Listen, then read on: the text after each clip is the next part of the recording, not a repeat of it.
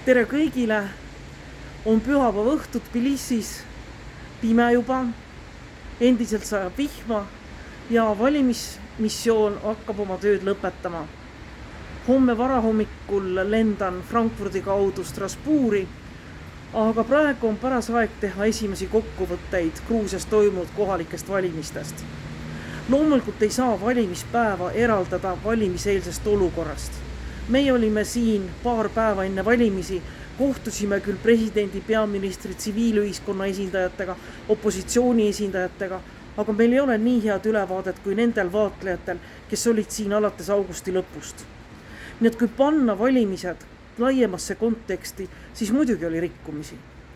Oli rikkumisi valijate mõjutamise osas, kandidaatide survestamise osas, rahaliste vahendite kasutamise osas, väga polariseerinud meedia, kus kandidaadis ei saanud võrdset esinemist aega ja nii edasi.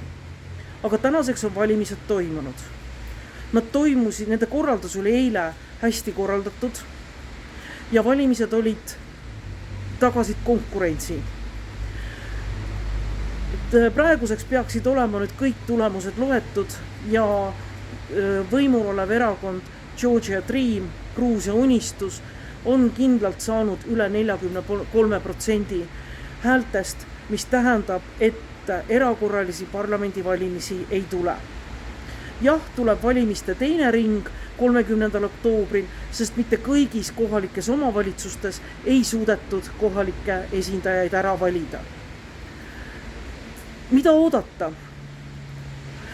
Praegu ootaksin ma seda, et lõpuks Gruusia poliitilised jõud saaksid üle sellest meeletust polariseerutusest, et nad tuleksid kokku, lepiksid omavahel kokku, paneksid parlamendi normaalselt tööle, et lisaks võimul olevale erakonnale töötaks seal ka opositsioon ja eelkõige suurim opositsioonipartei UNM.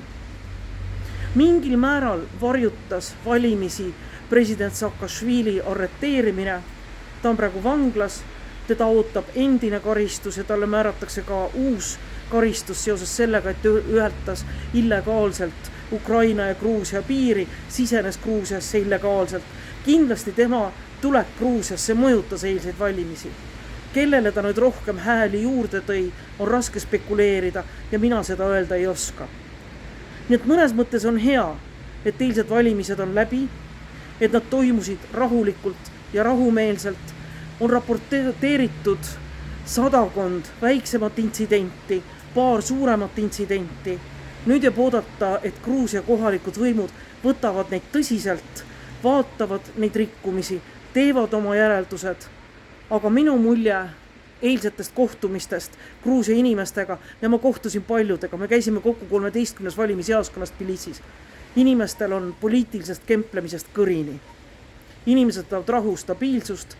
Nad tahavad, et kohalikud omavalitsused, et riik tegeleks nende küsimustega, mis Gruusias on täna päevakorras. Näiteks COVID-i olukord, mis Gruusias ei ole hea, majandusolukord ja suhted Euroopa Liiduga, mis ka viimase paari kuu jooksul on näinud selliseid väikeseid mõrasid. Aga kõigil Eestis ilusat pühapäeva õhtut. Mina hakkan öösel lendama Strasbourgi poole ja järgmine kord juba räägin Euroopa Parlamendi tegemistest teile Strasbourgist. Kõike head, olge terved, kohtumiseni!